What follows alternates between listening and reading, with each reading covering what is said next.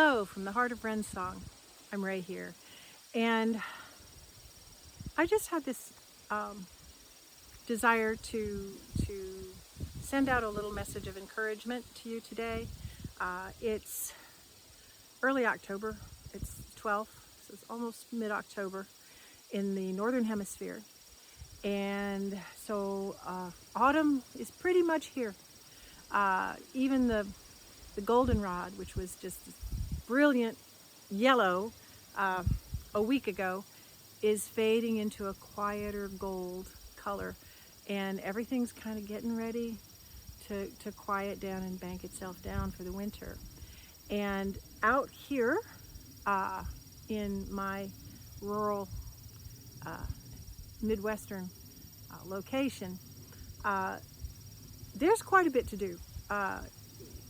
The animals, of course, you know, they're getting ready for winter. The ones that haven't left already, the ones that don't go south, you know, they've got to prepare themselves. They've got to fatten up, and they've got to build nests and find shelter and keep themselves, keep body and soul together.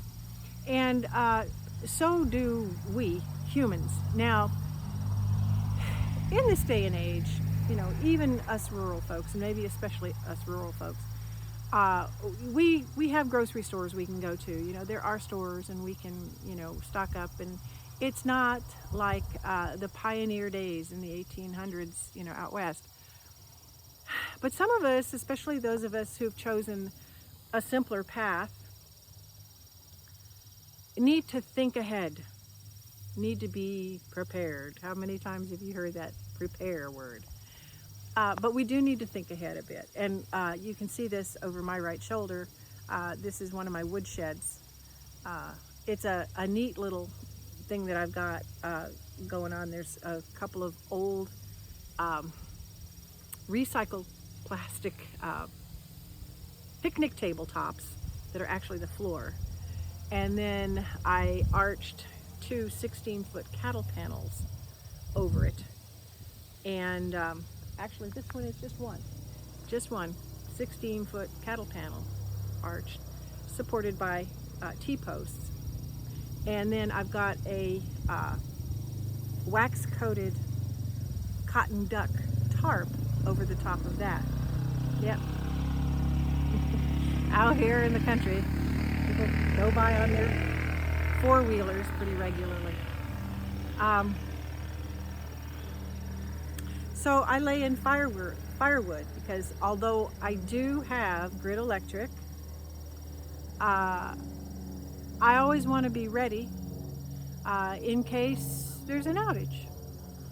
And so I have a really nice wood stove, both in the house and in the garage, which then, you know, it heats the attached barn. But I need to lay in firewood for the season. I'm doing pretty well here. That's the house supply, and I don't need that much, but I do need enough to get me through stretches. I guess it was a couple of years ago. The house lost electric for 10 days right around this time of year, and it had really just started to get, hold on, I gotta touch this here, and it had really started to get chilly, but I was fine. I was just fine because I was able to heat and cook with wood for 10 days. It wasn't that bad. It was just great. You know, it's not like I couldn't get to town if I needed to. So, and also when it gets particularly cold, it lowers the electric bill to have some wood. And I have a wood lot, and I have sources of low cost and free wood, so that helps quite a bit. So it's a nice financial thing, but there are other things that I need to do too. You know, I actually need to think ahead into the spring, because I like to start seeds in compost sometimes in February. I start my asparagus seeds in January, February, and the ground's really frozen at that point, and so is an outdoor compost pile. So if I'm going to start seeds in my own mix, then I need to bag up something to start them in. There are, do I want to can? Do I need some stuff in the pantry? Do I need to do some canning? Uh, every now and then I will have a windfall of, say, apples, and I need to do something with them. Um, all these details are to hint at the fact that as the seasons change and as we go into a pretty long, cool, cold season, there are many things I need to do. Um, Clean gutters, um, et cetera, et cetera. And sometimes I can get overwhelmed because it seems like the list isn't a list, it's a swirl or a cloud of things, and not to mention just the stuff that comes up. Um, so what I wanted to do was, talk to you about how I kind of keep my sanity in this time of year. And so for you, it may not be seasonal. It may just be, there's just stuff going on, you know. It could have to do with school. It could have to do with work. It could have to do with a new baby coming. It could have to do with somebody's injured, and now you have to incorporate, caregiving for them. And it happens, it happens. And I just wanted to encourage you and say, when you've got all this swirling around, and sometimes for me, when it starts swirling in my mind, I come to a standstill because I don't know what to do, next. So what I do, and maybe this will help you, what I do is I just acknowledge. First I say, okay, I'm in overwhelm right now, and so this isn't going to get anything done. And while I'm tempted to, just go away and not think about it,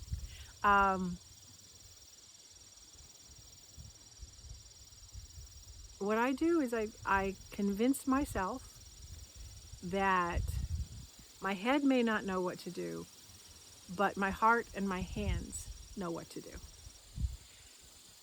And even if it doesn't sound like it's part of some brilliant strategy, I just do the next thing. I do what is at hand. I do what's in front of me. I do what feels like the thing most important to do at that moment. It doesn't mean that's all I do, but it gets me going. It gets me unstuck, and it actually gets some things done.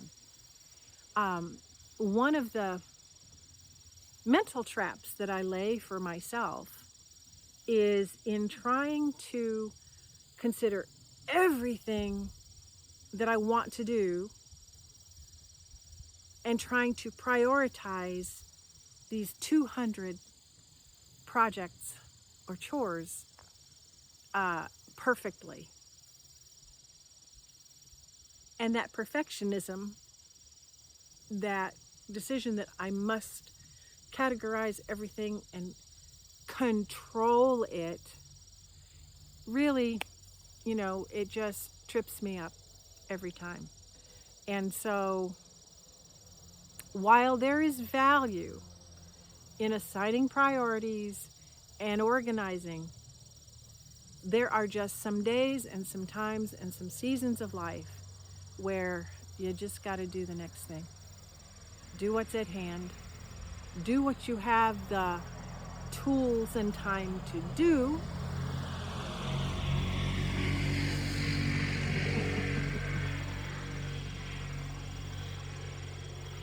And go from there.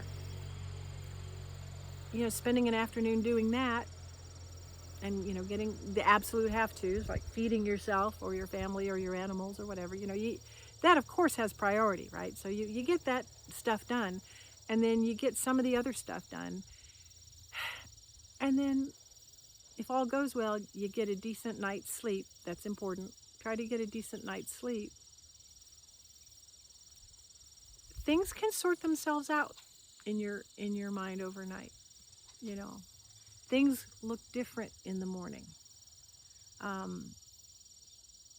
And sometimes almost miraculously, things get taken off your plate. Someone shows up to help you. Someone takes it off your plate. Someone volunteers to handle something for you. Um, or someone who had asked you to do something says, you know what, I don't need that. Now, my priorities have changed. Something's come up for me. You're off the hook. And so I just want to encourage you because, we all have pressures. We all have concerns. Whether we're stepping back and looking globally, or, just in our hometown, or just in our household, we all have stuff going on. So if nothing else is working for you, just look around, and do the next thing, and do a little thing, that sometimes a small thing,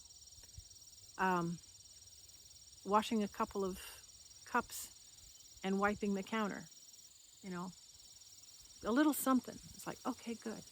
I've made progress. You can look at it and say, I did something. I got something done. That'll give you a little bit of momentum. Okay. Take care of yourselves. May you be blessed.